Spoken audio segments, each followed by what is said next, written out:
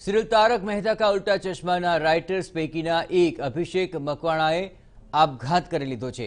તેમની સુસાઇડ નોટમાં આર્થિક મુશ્કેલીઓનો ઉલ્લેખ કરવામાં આવ્યો હતો તેમ પોલીસે જણાવ્યું છે। ટેલિવિઝન સિરિયલ લખતા રાઇટરના પરિવારે આક્ષેપ લગાવ્યો છે કે તે સાયબર ફ્રોડ અને ધાક ધમકીનો શિકાર બન્યા હતા। હાલ આ મામલે પોલીસે ગુનો દાખલ કરીને આગળની કાર્યવાહી હાથ ધરી છે।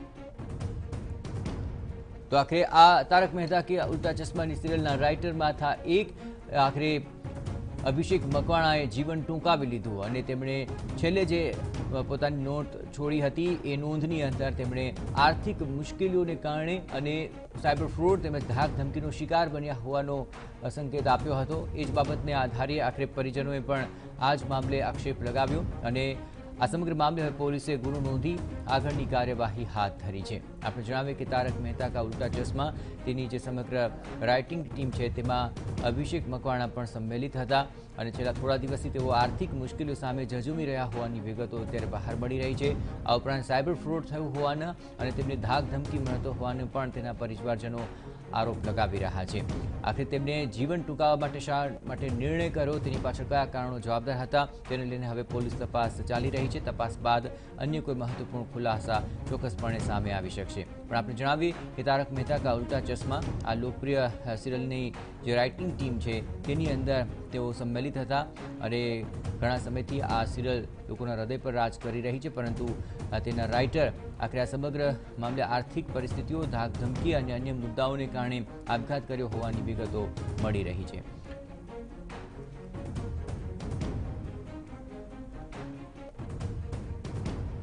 आ समग्र मामले વધુ વિગતે વાત કરવા માટે જોડાઈ રહ્યા છે મુંબઈથી એસોસિએટ એડિટર નીરુ આખરે આપઘાતનું કોઈ સ્પષ્ટ કારણ કે સંકેત મળી રહ્યો છે ખરો?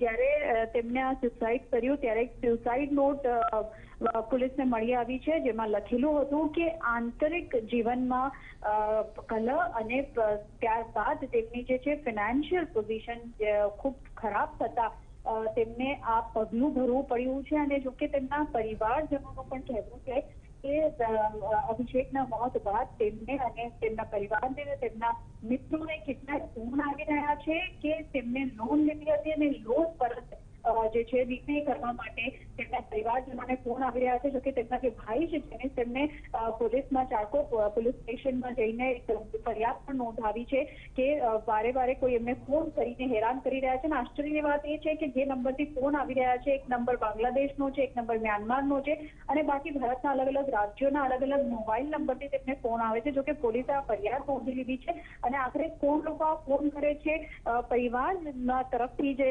ફરિયાદ નોંધવામાં આવી છે એમાં કહેવામાં આવ્યું છે કે આ સાયબર ફ્રોડ પૂરો કેસ છે અને અભિષેકે તેમની પાસેથી કોઈ લોન નથી લીધો। હવે પોલીસ આ પૂરા મામલાની હાલ તપાસ કરી રહી છે।